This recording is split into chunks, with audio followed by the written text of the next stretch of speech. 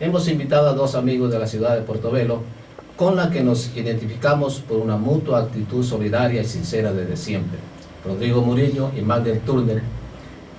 Y en el recital poético la señorita Génesis Cabrera Zambrano, y en la parte musical al dúo de los hermanos Aguilar. Vamos a referirnos en primer lugar a que a nivel mundial existen dos trenes muy importantes. El tren de Compiègne de la Primera Guerra Mundial, cuando los franceses obligaron a firmar el armisticio a los alemanes luego del triunfo en la Primera Guerra Mundial, y luego Hitler en la Segunda Guerra Mundial se vengó e hizo firmar a los franceses en 1940 en el mismo vagón de Compiègne.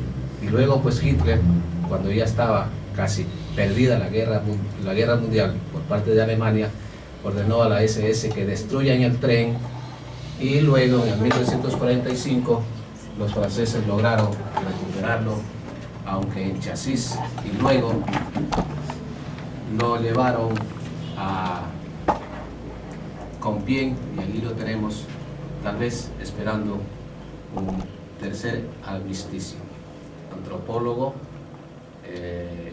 ex catedrático de la Universidad Técnica de Machala, escritor, jubilado, ha escrito muchos libros, especialmente en cuanto a la historia del ferrocarril nacional y de manera especial del ferrocarril de la provincia de El Oro. Señor Rodrigo Murillo, sea bienvenido. Buenas noches, muchas gracias a usted. Un saludo cordial a la gente de Piñas, una ciudad que mediante este programa me estoy dando cuenta que está haciendo una vuelta hacia el pasado para recuperar los valores que su historia le ha podido configurar. Se dice que el tren del Ecuador, el tren nacional, es el más difícil y peligroso del mundo. El modelo que se siguió para la construcción del modelo del tren, los diseños, realmente implicaban un enorme sacrificio, un esfuerzo humano titánico, además de imaginación y talento en los constructores, pero hay un tramo que lo que se llamaba la nariz del diablo, ¿Sí? Que fue reconocido, todavía existe, es una parte del patrimonio histórico del Ecuador cerca de Laucil, y se consideraba que era un caso único en el mundo, pero bueno, allí se emplearon unas técnicas, una misma técnica ya se había utilizado en Asia, que tiene el mismo sistema para atravesar una cordillera difícil. Sin embargo, esto no quita que el tren nuestro haya constituido una verdadera epopeya, su construcción y la finalización del primer viaje.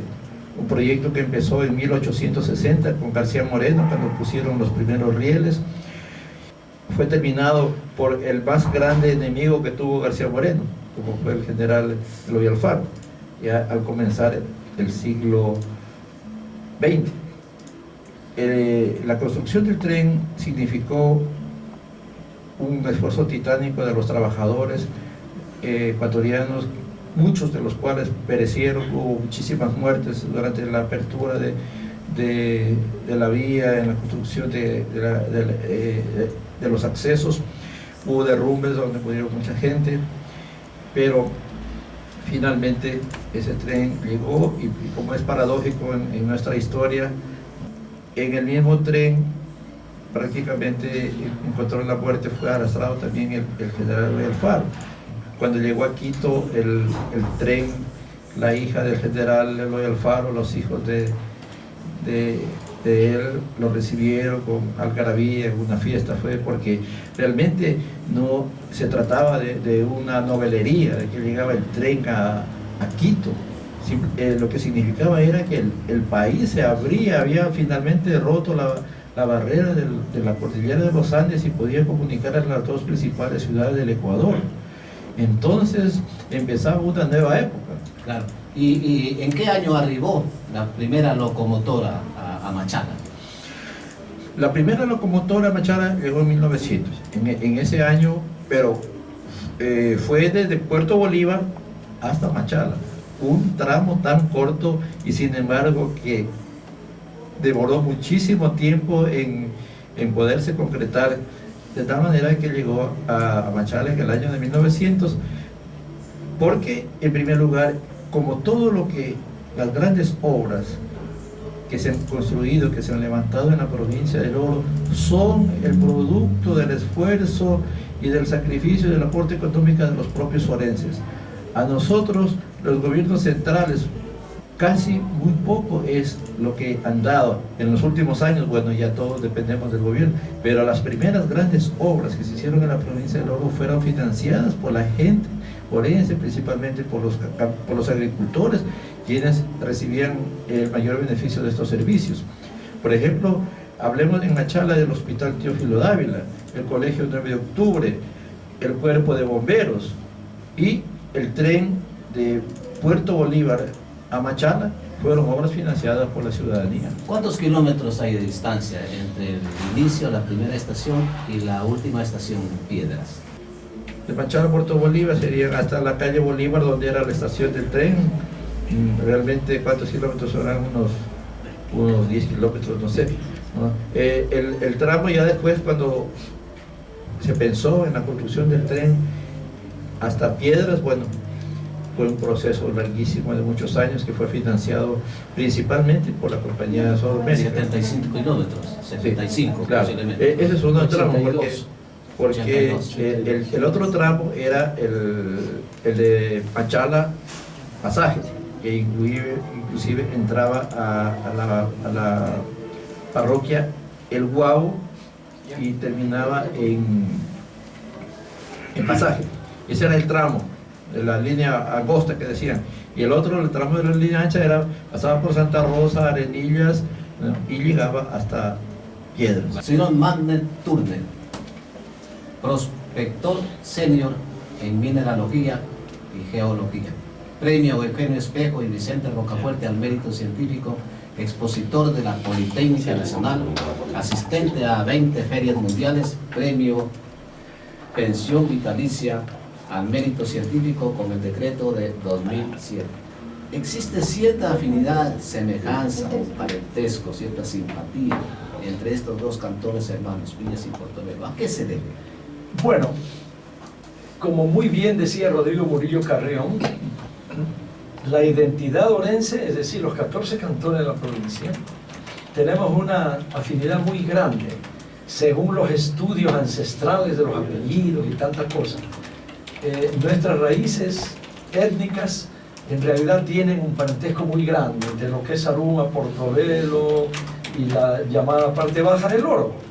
Por eso es que en lo que es costumbres, en lo que es la historia misma ya para este tiempo, ha venido delatando, de acuerdo a los descubrimientos etnográficos. Y ahí, en cuanto a Portobelo y Piñas, ¿qué es lo que nos acerca tanto? Hay una mayor hermandad porque nosotros hemos tenido una afinidad bastante acercada con Portobelo y Piñas, nos hemos ayudado mutuamente.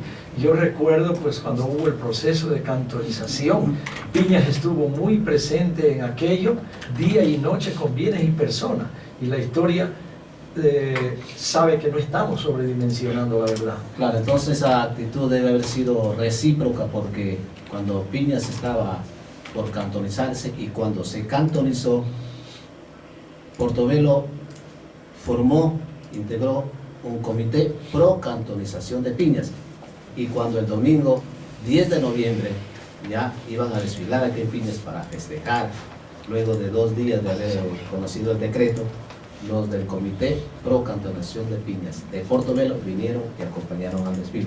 Cierto convenio nacional con la compañía minera extranjera, creo que comprometía a esta compañía a construir cierta línea férrea, ¿no? Y no se llegó a concretar. ¿Por qué? ¿Cuáles serían las causas por las que la compañía minera no cumplió? La compañía South American Development Company hace 103 años elabora un plan. Entonces, de acuerdo a cartografía moderna, de Machala hacia Piedras, tenemos aproximadamente 78 kilómetros. Pero si nosotros tomamos en cuenta ya las sinuosidades del terreno, vienen a ser 82, como bien lo menciona Rodrigo en su libro. Y de Portobelo hacia Santa Rosa habían 142 kilómetros, porque nosotros hemos hecho un drag lock del antiguo recorrido de la maquinaria que venía desde Santa Rosa hasta Portobelo. Es decir, yo me voy a permitir nombrar. Aquí tenemos Puerto Bolívar, Machala, que es el tramo más cercano, ¿verdad? Y luego viene Santa Rosa, La Avanzada, Limón Playa, Remolino, Playón, Progreso, Guayabo. En el Guayabo había un gran tambo, luego subíamos hacia Sabayán, La Chonta, Tambo del Humo, Guabueles, que ya esto pertenecía a Piñas, Sambo Tambo, Achirales, Las Escaleras, Casaderos, Pache y Portobelo. Pero sí debo detenerme un poquito para nombrar lo siguiente: la zona de Changuro, Gualunguro, Guabueles, Piedra Hendida y Ayapamba era un camino colateral que subía a hoy Atahualpa. Concretando, Magner, ¿es cierto lo que había dicho yo sobre la compañía minera que no cumplió con el compromiso? Exactamente, la compañía South America concluye yéndose en el año 1952. Incluso uno de mis tíos fue muerto en el año 1992 y nosotros tenemos aproximadamente 350 hojas de aquel juicio. Lo que quiere decir que el señor Engelhard, Twiden y Magoni, los últimos gerentes, ¿verdad?, tuvieron mucho que ver en el acabose de la compañía Sadco hasta 1952.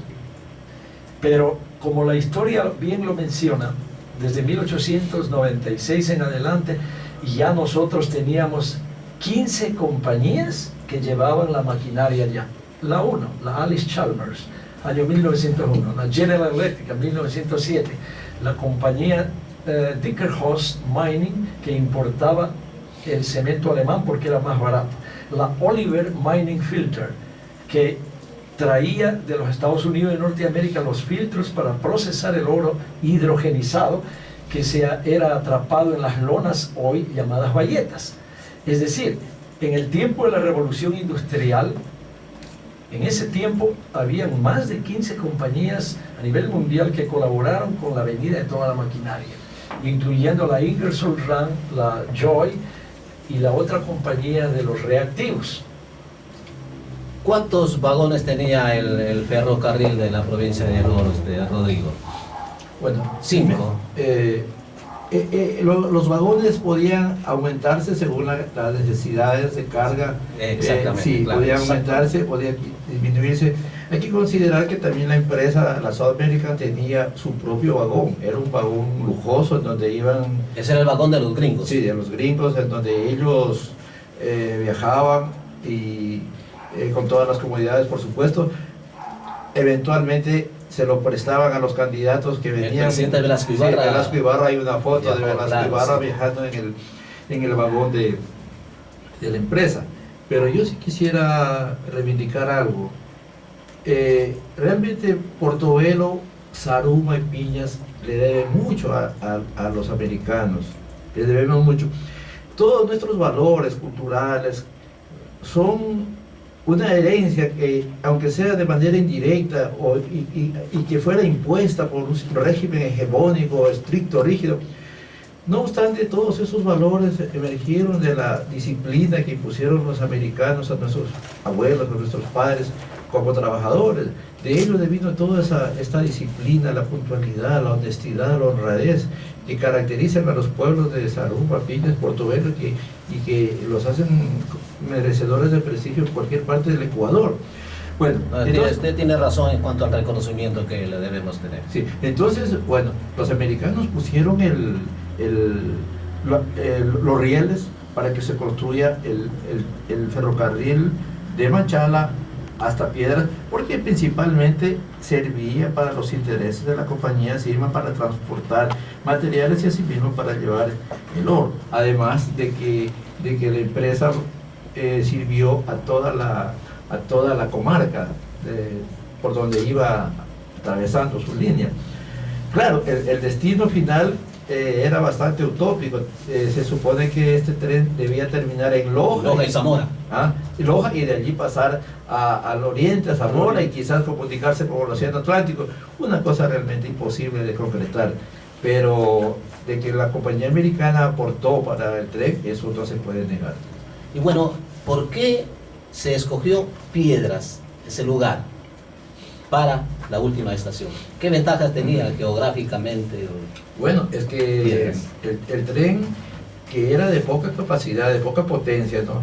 Que era tan débil que inclusive había partes en Arenillas. Cuando llegaba a Arenillas, en una cuestita, y si estaba lloviendo, el tren ya no subía.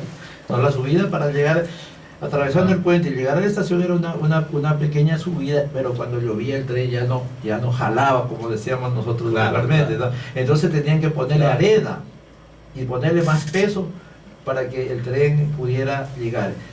Bueno, se cogió Piedras porque realmente hasta allí llegaba la parte bastante plana que tiene la provincia, y todos los sectores por donde pasaban eran realmente planos, ¿no? Allí, desde Piedras, empezaba la subida. Ya a un pasito más ya llegábamos a todas las rutas que Wagner indicó con precisión, ¿no? Hasta cuando se llegaba a Zapotame, pasaba el camino de las escaleras. Ya realmente rutas que hasta ahora son inaccesibles. Sin embargo, parte de la ruta que seguía el antiguo Camino Real fue después utilizada para la implementación de la carretera, ¿no? La gran carretera que todavía nosotros recordamos, que daba la vuelta por Piñas Grande, pasaba por el Placer.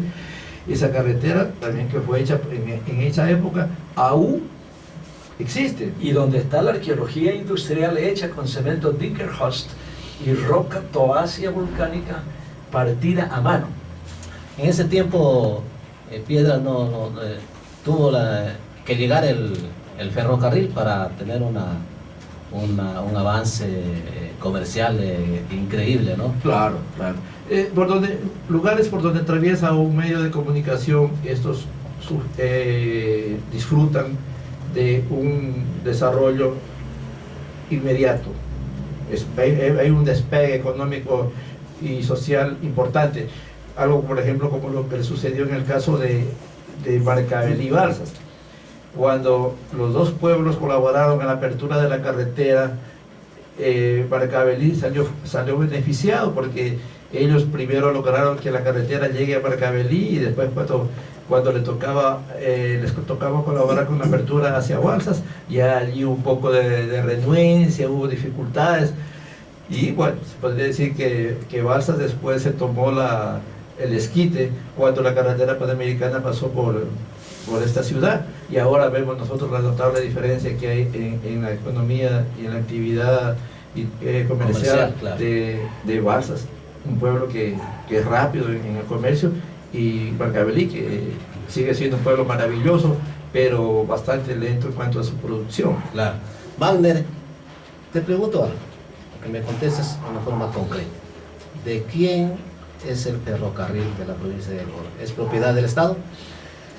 Propiedad de los ecuatorianos. Pero del Estado. Pero del Estado, Ya. obviamente. Porque aquí se conoce otra versión. Ajá. Como las siglas son FFCC, El Oro, don Panchito Carrión dijo que era de él. No. El ferrocarril era de él. No, era del Estado. Lo que pasa es que en el año 1971, como bien menciona el libro de Rodrigo Murillo, salió el decreto dándose el acabose. Una persona natural no puede emitir un decreto a nivel republicano porque la Constitución se lo prohíbe, y no está en la Constitución. Ya, entonces tú estás en lo cierto, pero lo que voy a completar es mi versión, digamos la otra versión. Don Panchito Carrión dice que el ferrocarril era de él, y decían ¿por qué? Él decía, ahí dice las siglas FFCC El Oro. Ferrocarriles Francisco Carrión y del Orlando, porque el hijo de él se llamaba Luis Orlando Carrión. Quiero finiquitar Ahora, algo. Él era uno de los hombres clave en los negocios de piñas y consta en libros internacionales que los he visto, los he leído y los he estudiado. Coincide el tipo de inicial. La Eso es vía todo. férrea, según tengo conocimiento, avanzó hasta Platanillos. ¿Es verdad? No, No. No. la línea férrea empezaron La ya pica, a sí. abrir la pica, La pica, a sí. poner, sí, Ya. llegaron un poco hasta Platanillos, pero ya la línea férrea se quedó definitivamente en piedra. Y vale la pena mencionar a don Pancho Carrión, ¿no? ¿Cómo? Realmente es un personaje de piñas por su picardía, por su imaginación, por su Claro. fantasía. Gran ¿no? negociante. Claro. Él fue el dueño de piedras, eso sí. Casi claro. de todo piedras. Era Casi todo dueño de piedras, piedras, Claro. inclusive hasta la actualidad tiene muchos territorios. Y él tenía una hostería, además de que en Piedras había las fondas, las cantinas, Sí. los salones de comida. Él tenía una hostería Claro, porque los pasajeros tenían que claro. hospedarse en algún lugar. Y Entonces, esta él gran tenía casa que- patrimonial de aquí del centro Claro. de la ciudad. Pero La entonces era única- dueño, la única. dueño casi de todo Piedras. Sí, era dueño de toda piedra de la hacienda Yucas.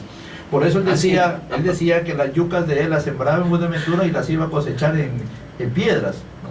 Bueno, él también- Y a propósito Sí, de yucas, Piedras se llamaba yucas, ¿verdad? Yucas, Y claro. luego a los de la compañía, o a los gringos, o a los empresarios, o a los constructores del ferrocarril, creo que no les gustó mucho ese nombre, esa palabra, le pusieron Piedras porque era una cantera de piedras, Había especialmente piedras. las piedras de afilar. Sí. ¿Es Exacto. cierto o es Sí, leyenda Claro, nomás?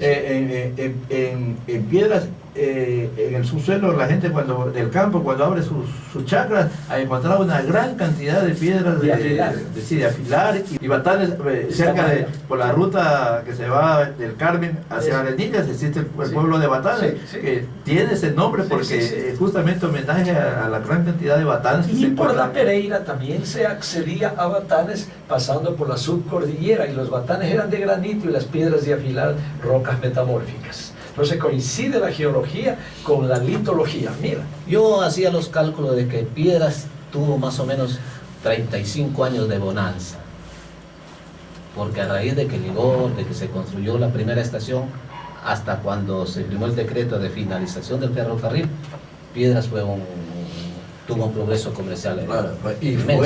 fue uno de los pueblos más importantes Claro. de la provincia. Hasta Enorme, un pueblo enorme que tenía el hotel de Pancho Carrión, que algunos Sí. vestigios todavía quedan de las propiedades que tenía don Pancho, a pesar de que mucha gente de Piedras tiene versiones controversiales respecto de don Pancho, porque realmente él era el hombre que ejercía una hegemonía absoluta sobre el comercio en esta localidad. Pero inclusive hablando de la gente que vivía y la gente que flotaba entre las idas y venidas, Piedras era una población sumamente numerosa, de un desarrollo notable que lamentablemente estuvo a punto de extinguirse Piedras. Afortunadamente el amor de su gente ha hecho que se recupere el pueblo y después el Ministerio de Turismo hizo ese monumento, ese parque, que es una cosa muy importante. Claro, a partir de entonces de la finalización del ferrocarril comenzó la decadencia de Piedras. La mayoría de sus pobladores salieron, las casas se comenzaron a derrumbar, como dice Rodrigo Murillo en su libro. ¿Qué te parece, Magner? me parece bien, pero sí creo que nos acercamos a los 42 años de bonanza, porque la última gente que accedió hacia Portobelo a pie, uno de ellos es el señor Miller de Portobelo, padre de Buenelfido Miller, ¿verdad? Porque hay un librito que escribió un amigo de Curtín Capa, ya fallecido. Entonces él hizo un paso por ahí en el año 1937 hasta el año 1954. Entonces estás bien aproximado. Entradito los 42 años, me parece. Sí. Hubo hegemonía, obviamente. Y luego, pues, en el sitio Batanes y todo, quedan vestigios de los hornos todavía y de los guayacanes que traían de Arenillas y los charanes y arrayanes para construir parte de las casas costeras ya en la zona premontana, ¿no? Porque hablando de acotamientos, está como a 210 metros sobre el nivel del mar. Como bien decía Rodrigo, desde ahí empezaba ya el ascenso. Tú das la posibilidad de que el ferrocarril avance a Portobelo. Claro. Tiene seres positivo en Sí, ese. sí. Para seguir con el programa tenemos la presencia de la señorita Génesis Cabrera Zambrano, quien nos va a deleitar con una poesía inédita. Oye Rubén Darío, del autor piñaciense Lizardo Moscoso Molina. Oye Rubén Darío si estás vivo, y si estás muerto amigo, también oye. En la marcha nupcial estás más vivo, y en la muerte final sin que te apoye.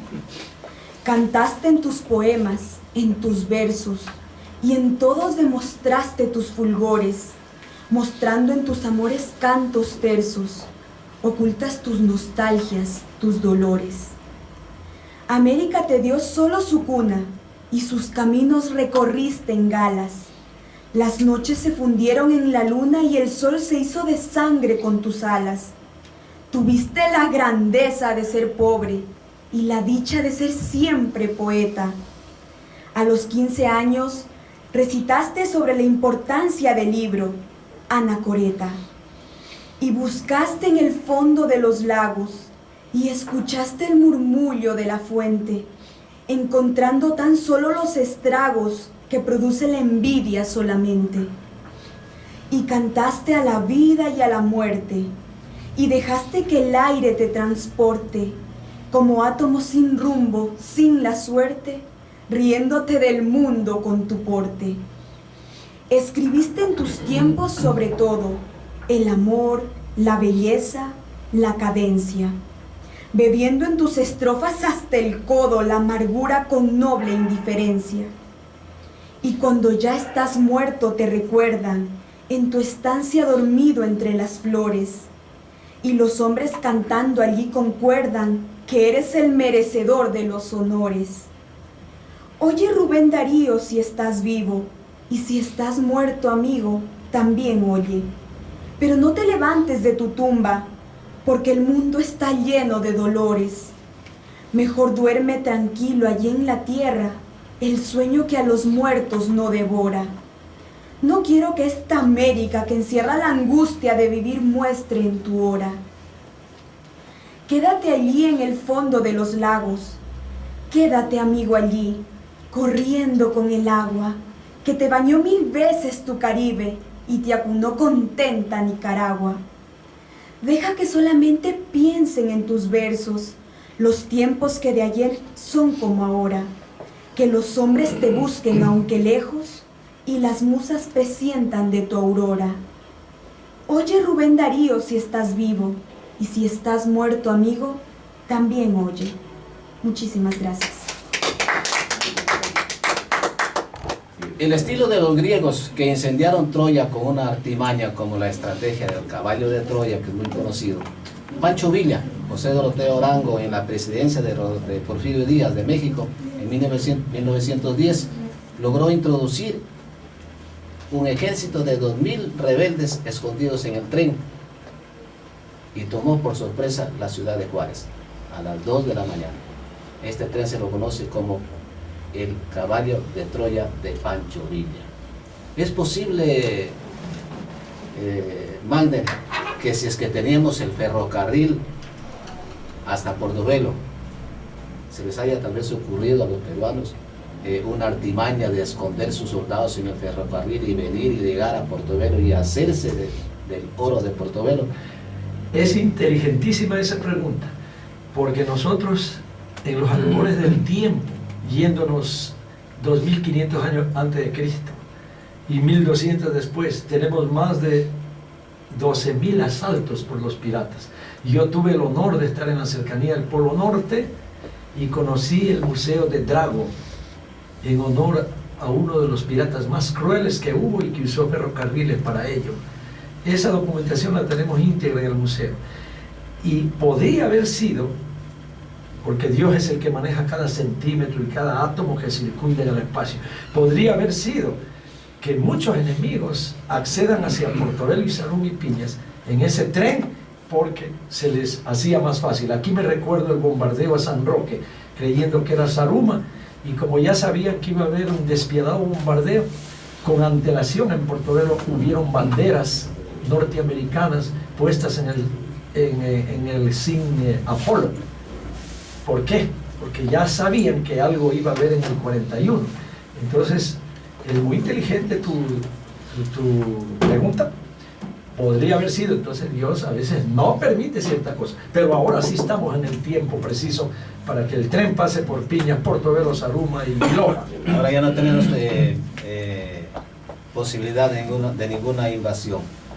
Rodrigo, cuando ya estaba a punto de firmar, no de firmarse el decreto, sino de desaparecer el ferrocarril, ya no iba a llegar a Piedras, los pobladores de Piedras aprovecharon los últimos viajes para subirse y embarcarse en el vagón de los gringos. ¿Es verdad?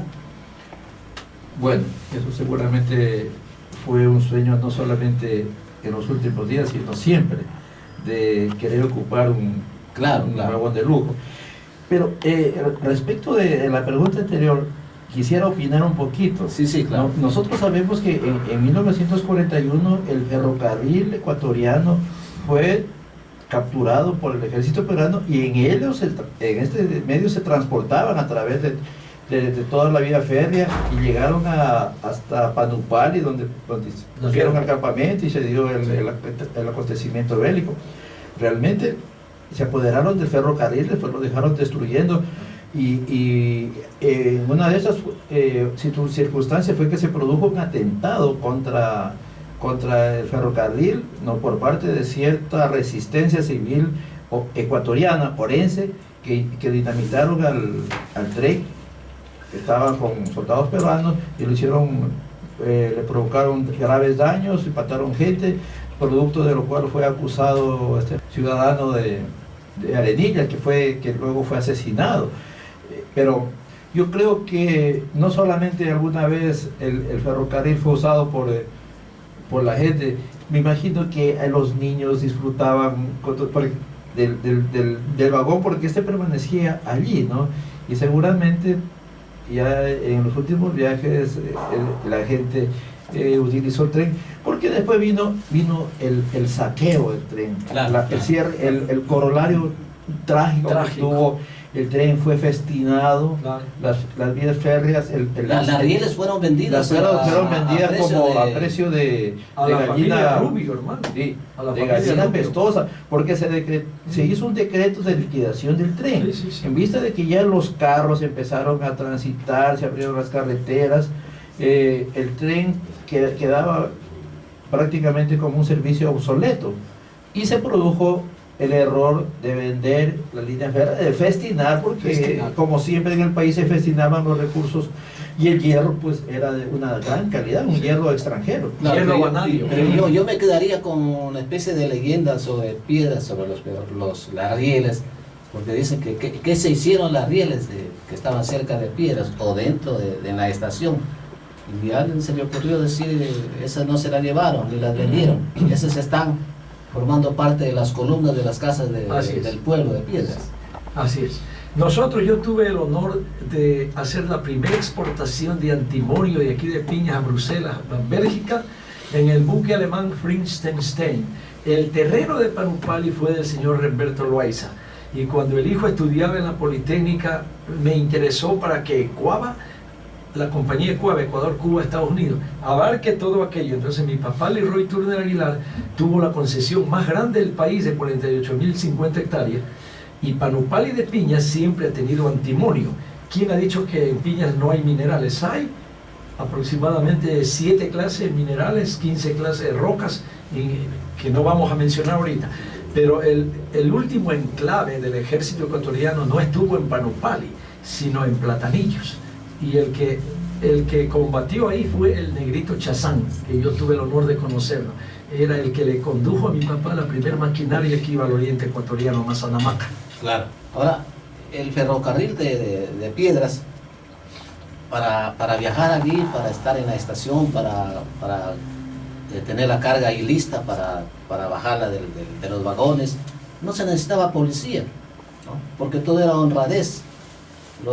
A pesar de que los ferrocarriles no brindaban mucha comodidad, pero había honradez, cortesía, inclusive no había peligro ni riesgos de asaltos como hoy, ¿no? Entonces el aporte a la cultura del ferrocarril hay que tomarla muy en cuenta, porque trajeron puntualidad, orden, disciplina, además de que generó riqueza y trabajo en Piedras. ¿Qué le parece, Rodrigo? Claro, eso es lo importante, porque por eso dije que no solamente el tren era la novelería de que podía usarse un medio rápido de comunicación, era la revolución económica y cultural, ¿no? Claro. De la puntualidad, el tipo que no estaba en el tren a la hora que pasaba, ya no viajaba, Así ¿no? es. Las cortesías de la gente, los viajeros, los hombres con las señoras, en fin, nunca se supo que hubo ni siquiera un accidente. Una vez hubo por ahí derrumbes que interrumpían a veces el tránsito, porque yo conversé esto con el señor que fue controlador de la estación en Piedras durante casi todo el tiempo. Casi nunca se hubo ni accidentes, ¿no? El carro iba a una velocidad moderada, cuando de repente había un derrumbe eso era todo, nunca hubo robos, la gente ponía sus maletas, llevaba sus gallinas, ¿no? En el trayecto del tren había las rumas de leña donde se abastecía para el combustible. En fin, para mí lo más importante del ferrocarril, más que el aspecto económico, era en el aspecto cultural. Creó una identidad, y por eso nosotros los orenses nos podemos incorporar también a la cultura de las provincias ferrocarrileras. Y quiero hacerles acuerdo algo, con el permiso. Sí, sigue. En ese gran libro que tú me obsequiaste, yo me estaba recordando de Pancho Riofrío. Pancho Riofrío vivió largos años aquí en Piñas y era el íntimo amigo del Leroy Turner, de mi padre. Cuando él solía venir, no solamente en el ferrocarril, se pegaba un silbo tremendo, donde hoy es el monumento al minero en Portobelo, y nosotros en el barrio Machala Alta escuchábamos siendo niños. Y subían con unos pescados enormes, y a veces la última casa que él tuvo aquí en Piñas es la Casa Verde, que todavía existe aquí en la avenida principal frente a TAC.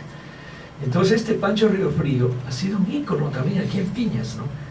Y ellos se valían de todo tipo de maquinaria, todo para traer sus cositas, ¿verdad? Así se llame un contrabando pequeño, pero vamos a que eran valientes y sabían solventar y cambiar el temporal. Magdel, ¿quién hizo el primer trazado Para la mí, vía férrea? para mí los ingleses, Algo sencillo, pero para ilustración del pueblo. ¿Cómo eran las frecuencias, las salidas, el itinerario, el horario, salida, llegada, Machala, Piedras, Piedras, Machala? Un turno de mañana y regreso inmediato. ¿Sí? Y posiblemente creo que había también otro turno al mediodía, pero no había más. Un turno diario. Sí. en el museo nuestro tenemos un pedazo de bronce así, año 1936. Eran los autógrafos que los ferrocarrileros ecuatorianos dejaban a los valientes mineros de Portobelo. Y cuando se habla de valientes mineros de Portobelo, está toda la comunidad ecuatoriana. Yo tengo alrededor de 2.500 datos sobre eso, que son fichas de la compañía Sadco, en bronce, hechas en Estados Unidos, ¿verdad? Aparte de eso, fichas del Hospital Curipamba, que se inauguró en 1917, y Leroy Turner fue el primer niño en nacer en el Hospital Curipamba. Y fichas de la Compañía Industrial Minera Asociada CIMA.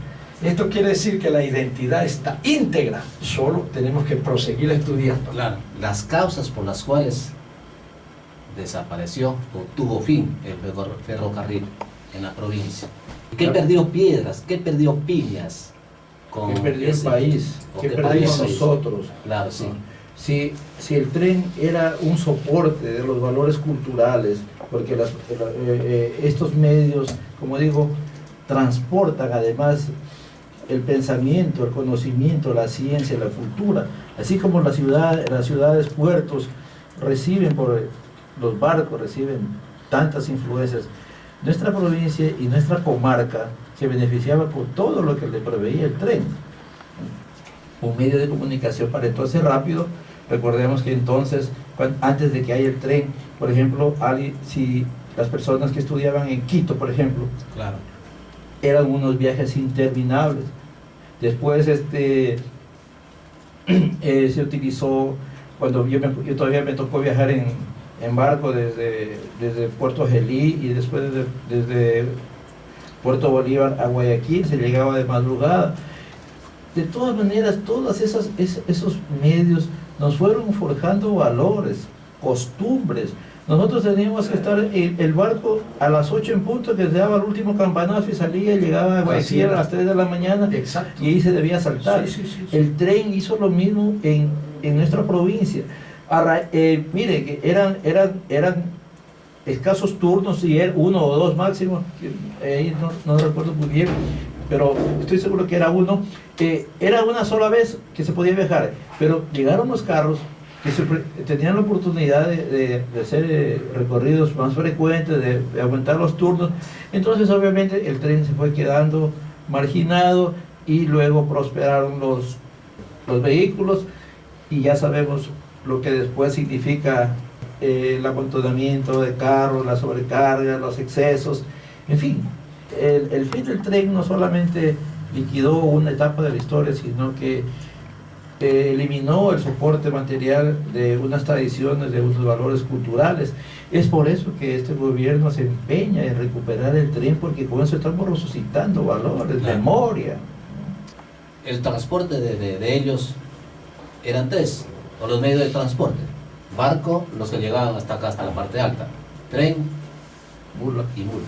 Claro. ¿Verdad? Y los Tres medios de y los- transporte de la harina, de los fósforos, de la sal, para venir Así acá. es. No se olviden Increíble. de los arrieros. Nuestros claro. arrieros merecerían un capítulo aparte, ¿no? Muy aparte. Un programa aparte de nuestros arrieros. Recordando que también los americanos, aparte, disponían de otro medio de transporte, que eran las andas, ¿no? Claro, Sobre los especialmente hombros, para ¿cómo las no? mujeres. sí, especialmente sobre para los las mujeres. hombros de Que los si hizo en trabajadores. ¿Cómo transportaban los cables hacia Portobelo? Porque los cables, ¿de qué extensión? Bueno, de 100, 200, sí. 300 metros. ¿Cómo hacían las mulas para traer el cable completo? Como había dicho en antes, hay 17 compañías que trajeron toda la maquinaria para el gran complejo minero internacional de Portobelo, Salud y Piñas. Entonces el buque Cauque era el que venía con cierto cargamento de Denver, Colorado, que en un tiempo fue el primer centro minero del mundo. Entonces el cable para el pique americano, que estaba hecho con el centro de gravedad perfecto al centro de la Tierra, y tenía 400 metros, que fue erigido en 1916 por William Ward, tenía 950 metros.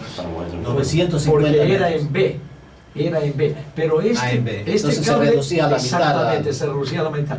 Entonces, el primer vagón ya lo armé, lo tenemos en Portobelo, el vagón. que Pero se ¿cómo, utilizó en la mina- cómo en la mina- transportaban los arrieros? En mulas, Pero ¿cómo se Era- ponían en fila? era en filas, y en ¿Cada mulas, cuántos metros iba una mula? cada 10 metros. Yo lo conocí al arriero, mi papá vive todavía, va a cumplir 98 años. El oso. Exactamente, y yo lo conocí en Machala. Entonces dice que cada 7 metros, cada 5 metros iba una mula, y en medio dos hombres fuertes con un palo al lado, y coincide con las fotos que está justo en las escaleras, jurisdicción del Cantón Piñas actual. Entonces el margen de error es menor, ¿no? Pero en el buque Cauque venía procedente del primer centro minero del mundo, que era Denver, Colorado, hacia Puerto Bolívar, porque no nos olvidemos un poquito, recorrer 600 años atrás. En el tiempo ya de los españoles eran galeones, galeras y pataches. El patache era la canoa, el galeón el transatlántico y el lanchón que corresponde ahora al segundo Los barco. arrieros merecen un reconocimiento. Respecto a la traída del cable, bueno, la empresa estaba en el dilema de cómo llevar el cable, porque no lo podían cortar. Claro, No, tenían que traerlo Entero. entero. Entonces, dos arrieros de más o menos de Moluncay se ofrecieron. Los más fuertes. Sí, el uno le decían el oso y el otro le decían el bronce, algo así. Los apodos de estos señores que se ofertaron, y ellos llevaron las mulas y hicieron como un tren de mulas, ¿no? Enrollaban una parte del cable, lo montaban en las mulas, y así iban haciendo una serie de rollos hasta que completaron todo el tramo, y el tren de mulas salió, ¿no? por Buenaventura hasta llegar a Portobelo, en otra de las tantas epopeyas que ha vivido nuestro pueblo. Y caían a casaderos. Yo le hice un homenaje a don Querubín Valareso. que También fue arriero. Sí. Mi abuelo, Tomás Carrión, fue arriero. Empezó como lo arriero conocí en bien. Portobelo. Uno de Bien. los más prósperos comerciantes de Portobelo. Luego quisiera que nos ilustre solamente, aunque se salga del tema, un poquito sobre el naufragio de ese barco, ¿no?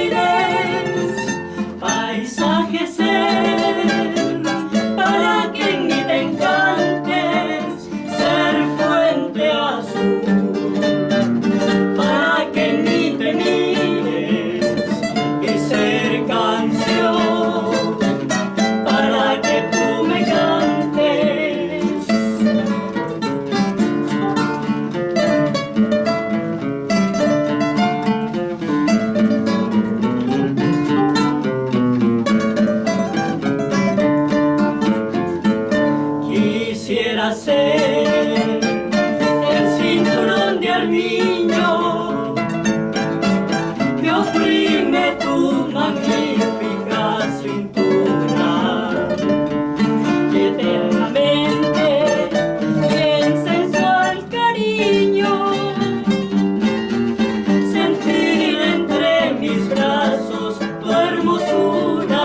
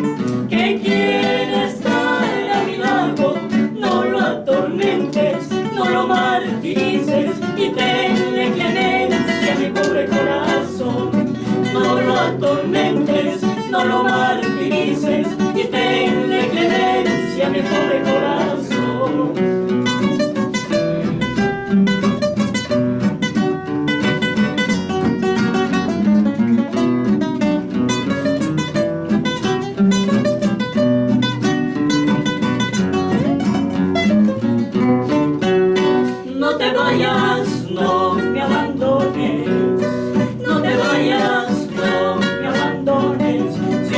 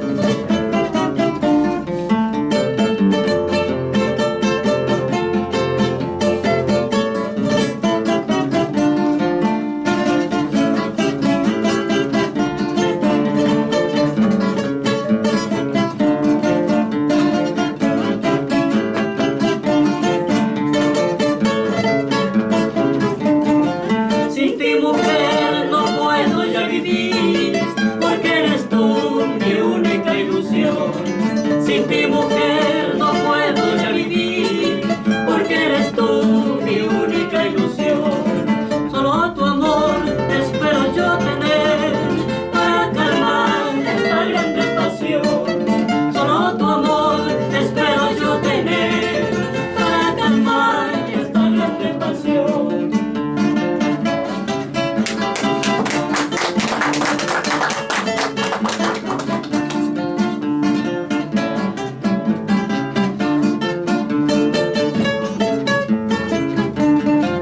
Y si tu amor no puedo alcanzar, mi vida al fin sería un vendaval. Y si tu amor no puedo alcanzar, mi vida al fin sería un vendaval.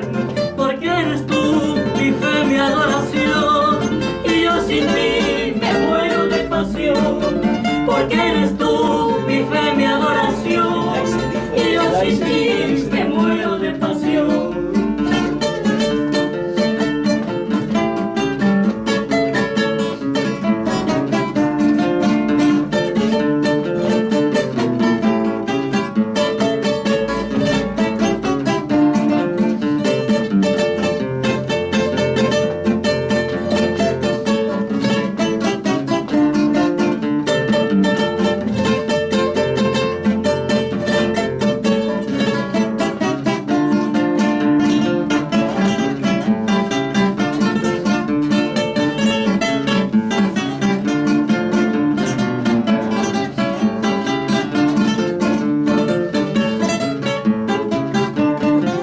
Y si tu amor no puedo alcanzar, mi vida al fin sería un vendaval. Y si tu amor no puedo alcanzar, mi vida al fin sería un vendaval. Porque eres tú mi fe, mi adoración, y yo sin ti me muero de pasión. Porque eres tú mi fe, mi adoración, y yo sin ti me muero de pasión. Rodrigo Murillo nos va a relatar sobre ese lamentable e infortunado accidente que tuvo el barco en un 25 de diciembre. Para no perder la hilación sobre el tema, quiero decir que mi abuelo empezó como arriero cuando era un niño sumamente pobre y pudo después adquirir una fortuna y hacerse un próspero comerciante gracias al sistema norteamericano de trabajo y de estímulos. Claro, claro. Él después llevaba su mercadería, llevaba a Puerto Gelí o a Puerto Bolívar para de allí llevarla a Guayaquil, de donde salía hacia los mercados internacionales, principalmente el comercio del café. Siempre vinculado con los medios de transporte, con el tren, con el barco, que son parte de nuestra historia, de nuestra memoria, de nuestro pasado. Entonces, para no perder, digo, la relación, está bien. traigo a colación esto. Y en uno de esos viajes, cuando mi abuelo llevaba sus cargas de café, cola, cervezas, en fin, a Guayaquil, en una ocasión le tocó viajar en unas vísperas de Navidad en un barco, el Jambelí. Tuvo una sobrecarga, tanto de pasajeros como de carga, porque era una época navideña donde mucha gente viajaba llevando principalmente productos peruanos para venderlos en Guayaquil. Mi abuelo después me contaba que él había visto al embarcarse el barco que la línea de flotación ya estaba sobrepasada por el nivel del agua. Entonces él dijo, este barco se hunde. Sin embargo, allí no había opción, había que viajar y uno no puede decir, ya no lo hago. Entonces fue cuando prácticamente el barco en media travesía explotó. Prácticamente fue una explosión y se viró de un solo lado. Para fortuna nuestra, de mi familia y de mi abuelo, el lado que se hundió fue el otro, ¿no?, de donde estaba mi abuelo. Mi abuelo siempre tenía un camarote junto a la proa, y ese lado de él es el que quedó en alto, que no se hundió. El otro lado, del otro lado se hundió, prácticamente murieron todos. Así fueron 500 muertos los que se rescataron en esa ocasión.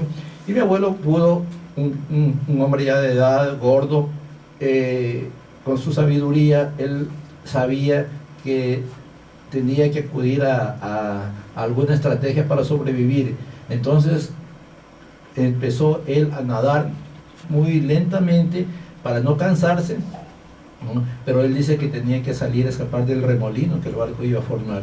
Mientras él se iba abriendo por el mar, 1000 personas, mujeres, hombres, se agarraban de él, unos se agarraban con los otros tratando de salvarse, y allí había que escoger, o se morían los dos o se salvaba uno.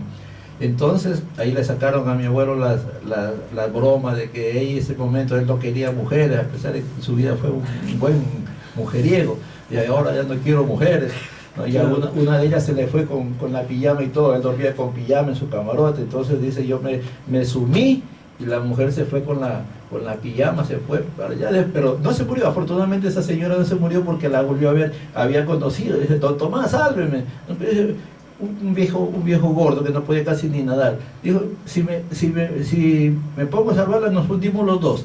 Entonces, bueno, dice, así sucedió, ella se fue con el pijama, pero afortunadamente se salvó. Así que él empezó a abrirse hasta que el barco ya se hundió totalmente y escapó el del remolino.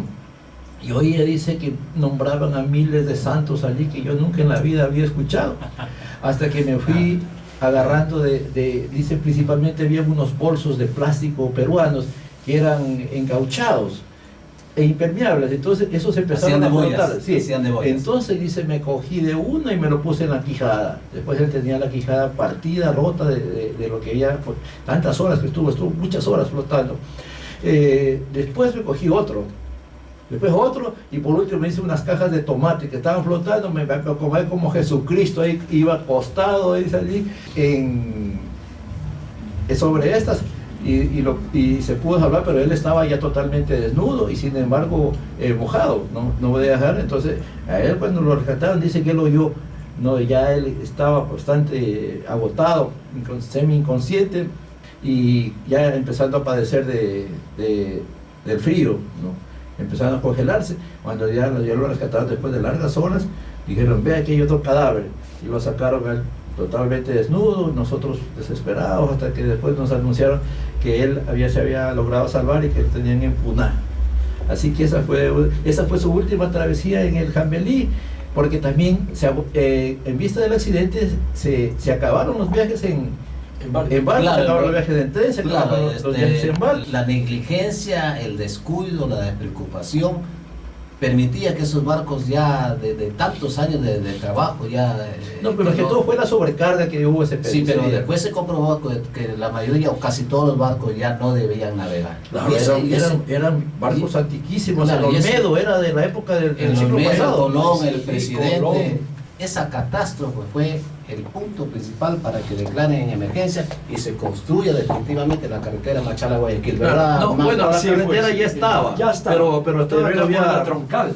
Claro, era la muy troncal, lejos. Entraba inclusive a Inca. balcones, centrales. No prestaba el suficiente servicio como para no viajar en barco. No estaba expeditado. Pero a raíz de eso entonces hablamos del final del tren, al final del barco, y ahora que todo el mundo viaja en carro, donde cada día hay muertos. ¿Quién lo conocía a don Tomás Carrión? Todo el mundo.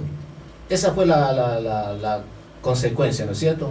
La construcción del carretero, porque después ya no el que no vivió en ese tiempo no pudo viajar en barco, ¿verdad? Sí, pero era un viaje tortuoso. Claro, y yo me acuerdo, 17 años y medio después se formó VAO, Vías Aéreas Orenses, y Lanza, Líneas Aéreas Sociedad Anónima. Entonces yo recuerdo que la familia Reyes, a nosotros, a mi papá, a mí y a un hermano que estudiaba en los Estados Unidos, en Fort Lauderdale, nos separaban ya todos los vuelos. Entonces nosotros viajábamos pasando un día Guayaquil, Machala, Guayaquil por avioneta, porque era larguísimo el viaje por Puerto Inca, la troncal, y de ahí se pasaba por no sé dónde hasta y llegar tenías a que esperar 26. Primero tenías que esperar cuando venías de Guayaquil, tenías que esperar la Gabarra. La Gabarra. Una vez me tocó esperar la Gabarra siquiera unas 10 horas. Claro. Solamente para pasar de Guayaquil a Durán. Y para viajar de aquí a Guayaquil y regresar eran 3 días. 3 días. Y tenemos que madrugar a las 5 de la mañana, llegar a Machala, de ahí a Puerto Bolívar, porque quedaba lejos en ese entonces, esperar a las 8 de la noche la salida del barco y etcétera. Entonces eran 2 días prácticamente. Y había que cuidarse porque decían que en el barco nos robaban los zapatos. Sí, y eran 3 pitadas. Pedíamos, dormíamos en el coy o en la hamaca, pero con los zapatos de cabecera, si no, Sí. no vamos. Sí, Era un cuento, pero nosotros teníamos... Recuerden eso, sí, que cuando eran las fiestas de acá, de Portobelo, para mí personalmente me acuerdo, que bueno, en Portobelo hubo una cárcel, pero nunca hubo un preso por delito. No. Iban allí por peleas, por Por borracheras, Claro. pero nunca hubo preso por un delito, peormente por un robo, ¿no? Entonces, cuando llegaban las fiestas de Portobelo, decían, ahora sí hay que tener cuidado porque viene la gente de la costa, ¿no? Así es. Y para terminar, digo, en Portobelo fue la primera vez que se hizo un intento de castigar a un asesino. Un tipo que mató a una chica y la botó por el canal Galvez, la gente lo cogió en los años 70 y lo iba a quemar vivo. Pero intervino la policía y lo salvó a este hombre. Entonces, todas estas cuestiones, yo solamente quiero apuntar que deben ir hacia la recuperación de los valores convencionales que todavía deben funcionar, así como todavía funciona esa música hermosa que acabamos de escuchar. No me puedo olvidar del rock clásico y de la música nacional. ¿Qué perdió Piñas y la provincia con la desaparición del ferrocarril? ¿Qué perdimos? Bueno, No debemos lamentarnos. toda pérdida tiene que ser lamentada, ¿no? Desgraciadamente, como decimos, siempre se reconocen las pérdidas después de que han sucedido. Ahora estamos tratando de revivir el tren. ¿Por qué lo estamos tratando de revivir el tren? Porque se ve que funcionó, que sirvió. Si el tren no hubiese existido, toda la zona de Tahuín que llegaba, por donde llegaba el tren, no se hubiese incorporado a la economía, a la cultura, nuestros pueblos no hubieran desarrollado. Piñas, la puerta de la fortuna, porque Piedras pertenecía y aún pertenece a Piñas, y aquí era la estación y Piñas era un centro económico, de comercio sumamente intenso, con unas tradiciones. Sí. Es imposible hablar Y tantas- de Piedras mismo decían que era el corazón de la economía de la provincia. Claro, claro, exactamente. Y su propia ubicación geográfica lo convertía en un corazón de la economía, tomando en cuenta que todas las convenciones que se establecieron en las relaciones comerciales, cuando por ejemplo un agricultor venía a Piñas y vendía anticipadamente la cosecha el próximo año, y había en la fiesta de septiembre venían los campesinos aquí ya a entregar la cosecha y se producían grandes Claro. movimientos comerciales, desembolsos. Entonces, realmente el tren significó eso. Se perdió eso, bueno, vino los carros. Pero miren, los carros desgraciadamente nos dan más rapidez, pero también significan muchísimo conflicto social, económico, muerte, abusos, arbitrariedad, Así es. etc. El ferrocarril, ¿cómo lo vamos a recuperar? Lo vamos a recuperar una vez que el petróleo empiece a subir, una vez que la minería empiece, porque nosotros los ecuatorianos tenemos 185 millones de reservas probadas de oro en la Amazonía del Ecuador.